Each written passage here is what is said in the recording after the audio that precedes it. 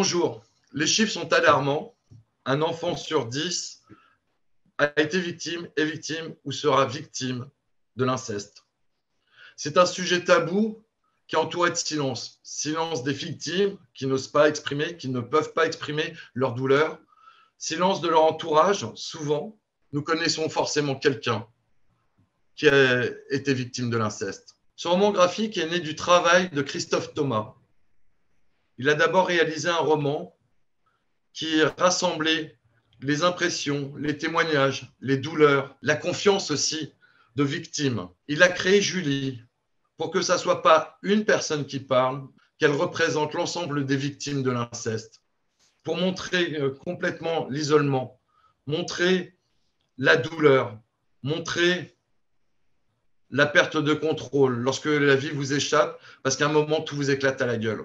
De ce roman de Christophe Thomas, Freddy Martin a conçu le scénario et le découpage. Avec Mathieu Apriou, ils ont conçu le storyboard. Il a fait les dessins au trait et ils ont été rejoints par 3 jeunes artistes pour faire des dessins au crayon. De l'ensemble de leur travail, qui a pris 6 ans, naît un roman graphique hyper réaliste. Pourquoi l'hyper-réalisme? Pour essayer d'être au plus près de tout ce que ressent Julie, pour être au plus près des mots que parfois elle dit et parfois elle tait, de tous ses sentiments, de tous ses pensées antagonistes, de toute cette vie qu'elle ne supporte plus, où elle ne trouve plus de sens, dans ce chaos de ses pensées, dans le chaos de ses gestes, dans la désorganisation de son vécu. Elle a besoin de trouver des réponses, elle a besoin de dire, elle a besoin. Et pour montrer l'invisible, pour dire l'indicible, il fallait un traitement hyper réaliste. C'est donc un recueil très fort, un ouvrage engagé. Et en même temps, on s'attache aux conséquences, non pas aux causes.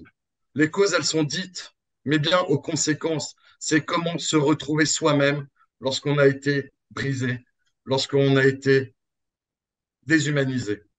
L'hyperréalisme pour coller aux mots, ces mots qui sont ceux des victimes, qui ont été synthétisés à travers Julie, afin de saisir parfois ce qu'on n'arrive pas à dire, mais que le corps transmet. L'hyperréalisme, c'est la possibilité d'être au cœur du personnage et de vivre ce qu'elle vit.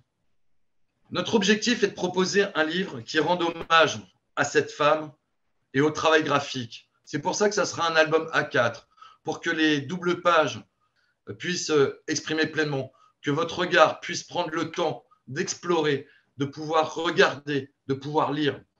C'est un album qu'on veut sur un beau papier qui sera fabriqué en France.